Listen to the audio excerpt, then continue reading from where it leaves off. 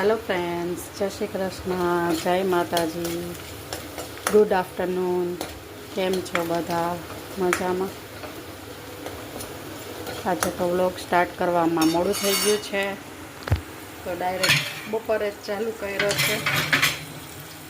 સાતમ આઠમ આવે તો થોડું ઘરનું કામકાજ હાલે છે। તો જો બનાવું છું મસ્ત મજાની પાલક અને તાંજરિયાની ભાજી, બે મિક્સમાં બનાવું છું આજે।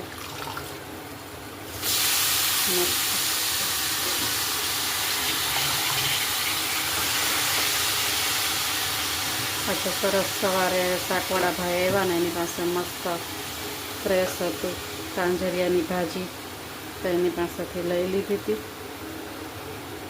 તો મસ્ત તાંજરિયો અને પાલક મિક્સમાં બનાવી નાખું,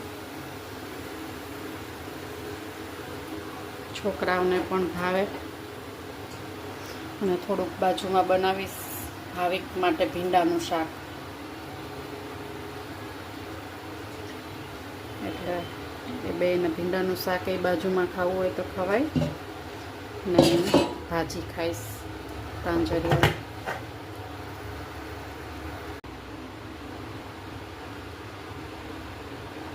ધાણા જીરું હળદર એડ કરી છે।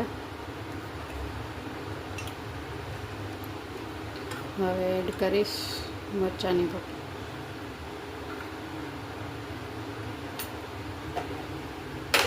મસ્ત ભાજીનો તડકો લાગી ગયો છે। હવે એડ કરીશ સ્વાદ અનુસાર નિમક।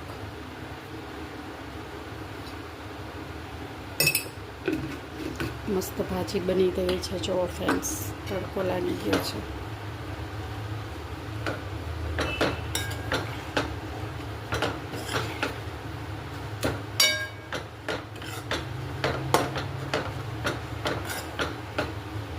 હવે આને 10 મિનિટ ચડવા દઈશ તો મસ્ત થઈ જશે।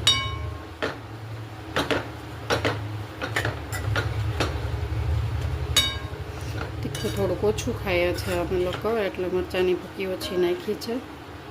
તીખું બહુ નથી ખાતા અમે।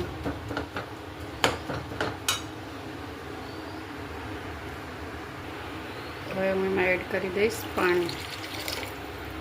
મારે રસાવાળી ભાજી કરવી છે, કેમ કે રોટલો ચોરીને ખાવો છે, એટલે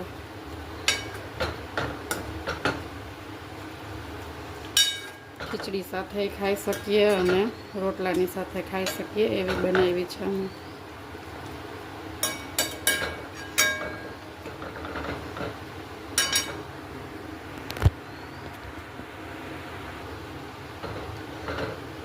ઘણા લોકો ખાલી તેલમાં જ બનાવતા હોય ઉપર ઓજ મૂકીને, પણ મારે છે ને ફ્રેન્ડ્સ તેલવાળું એટલું ખાવાની મનાઈ છે, તો મેં તેલ સાવ જરાક જ મૂક્યું હતું અને હું તેલમાં બનાવતી નથી, કેમ કે મને તેલવાળું ખાવાની મનાઈ છે, એટલા માટે। હવે આને 10 મિનિટ ચડવા દઈ, મસ્ત થઈ જશે ભાજી। તો ચાલો ભીંડાના શાકનો તડકો મૂકી દઉં, પછી મળું। પ્રગતિએ બનાવ્યા છે ખજૂરના લાડુ, બહુ જ મસ્ત અને ટેસ્ટી બનાવ્યા છે। મારી ભાઈની છોકરી છે પ્રગતિ, મારી ભત્રીજી, બહુ જ મસ્ત બનાવ્યા છે। તો તમે લોકો આની રેસીપી જોવી હોય તો એની ચેનલમાં જાજો, પ્રગતિસ લાઈફમાં, એટલે તમને એની રેસીપી જોવા મળશે। અને એની પણ ચેનલને સબસ્ક્રાઈબ કરજો, એમાં તમને આની રેસીપી જોવા મળશે ફ્રેન્ડ્સ। મારા માટે એને ચાખવા મોકલાવ્યા છે મારી ભત્રીજીએ, બહુ જ મસ્ત બનાવ્યા છે ફ્રેન્ડ્સ। તો ફ્રેન્ડ્સ હું એક શું કરે બતાવું તમને, મને ખબર નથી, હું જાઉં છું ત્યાં, એને છે ને એક કાતરા ને એક કાતરા આવું કર્યા રાખે, જો જાઉં હું ત્યાં બતાવું તમને। જો ફ્રેન્ડ્સ એમાં બરફ છે, એવા પાણીમાં છે ને ફેસ બોરે।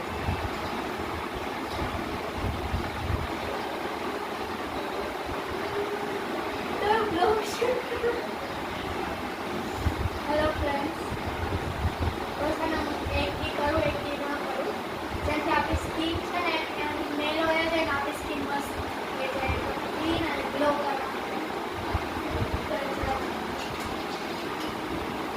ઠરતું નથી મહેક તને?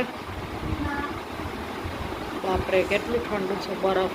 મેં પહેલા બરફ નાખ્યો હતો કેટલો હતો એક આખી ટ્રે 2 ટ્રે નાખી હતી અને અત્યારે પાછો નાખ્યો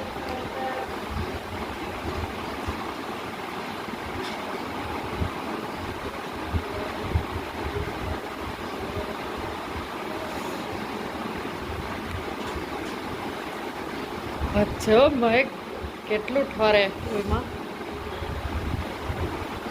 પહેલા મને બી બીક લાગતી કે હું શ્વાસ લઈને પાણીમાં મોઢું નાખીશ તો પછી પણ બીક નથી લાગતી. પછી મેં એક વાર કર્યું ને ટ્રાય થઈ ગયું.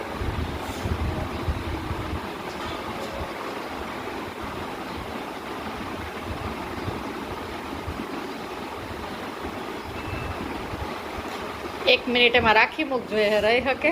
હાલ કાઉન્ટ કરજો હાલ 54 55 સુધી. હાલો આપણે જોઈએ.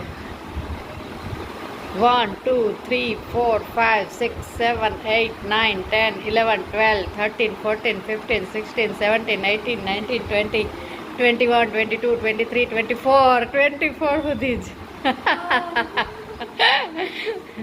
પછી ટ્રાય કરવી કરવી હોય તો કરે એકવાર. હાલ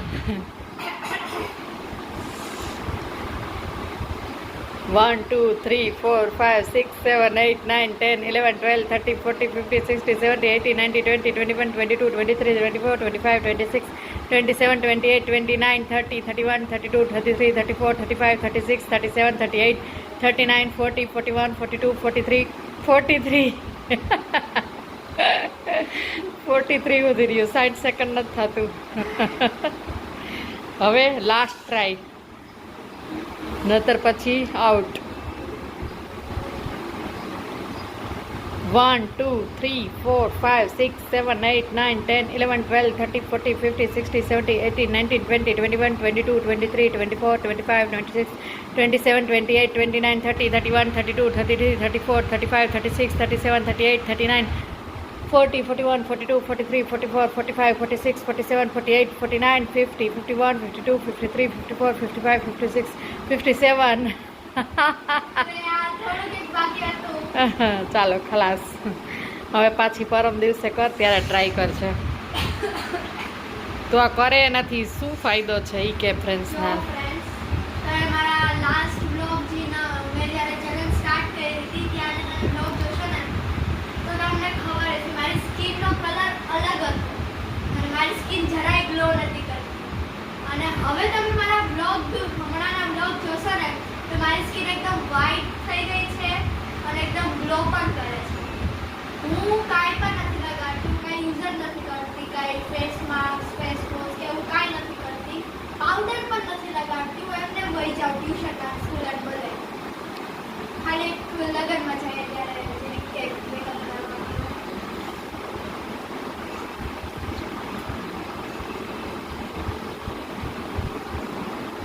આ તું કેટલા દિવસે કરે?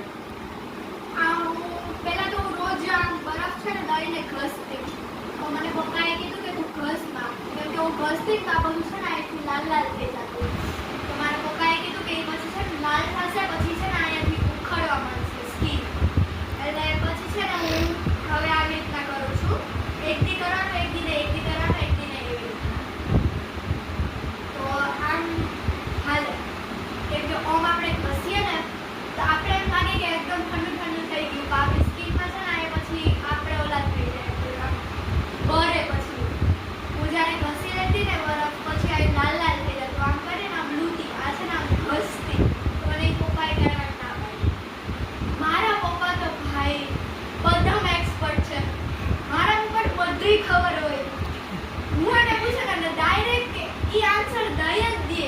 એટલે વિચારવું ના પડે, યુટ્યુબ ના જોવે. મેથ્સમાં કઈ મને સમ કે પ્રોબ્લેમ હોય ને તો પપ્પાને પૂછે ને તો એ ડાયરેક્ટ કહી દે. ભાઈ મારા પપ્પા છે ને best mother and father I got. Thank you so much પપ્પા, તમે બરાબર કહો છો. Love you. અને મમ્મી અમને તમે લોકો જમવાનું ખવડાવે. પછી મમ્મી એકલા છે, અમે લોકોને છે સારી રીતે બધી રિસ્પોન્સિબિલિટી છે મમ્મી પાસે. તો thank you so much mummy અને પપ્પા અમારે એટલી કેર કરવા માટે. અને મારો બરફ તો ઓગળી ગયા છે હવે બસ આને ફેંકવાનું જ પાણીમાં. જો તમે આના પર જોઈ શકો છો આમાં કેટલો મેલ છે. જો નીચે આખો બેસી ગયો છે મેલ. તમે પણ કરજો. પછી તમે થોડાક દિવસ આમ એટલું જલ્દી નહીં કે તમે ભાઈ એક વીક કર્યું ને પછી મને હજી કંઈ મળ્યું ને હાલો ભાઈ મૂકી દીધું. એવી રીતના નહીં. તમે 1 મહિનો ટ્રાય કરો તો તમને ખબર પડશે. પછી તમે પહેલો ફોટો પાડજો જ્યારે તમે સ્ટાર્ટ કાંઈ કર્યું ના હોય ને ત્યારે ફોટો પાડવાનો. અને આ કરી અને પછી તમારે એને ફોટો પાડવાનો. તમે થોડો ઘણો કંઈ ડિફરન્ટ દેખાશે. યુ ગેરંટી કહું છું. So bye guys. હવે સુઈ જાઉં થોડીક વાર પછી લેસન કરવાનું છે મારે. પછી મારે ટ્યુશનમાં નથી આવીને પાછું લેસન કરવાનું, જમવાનું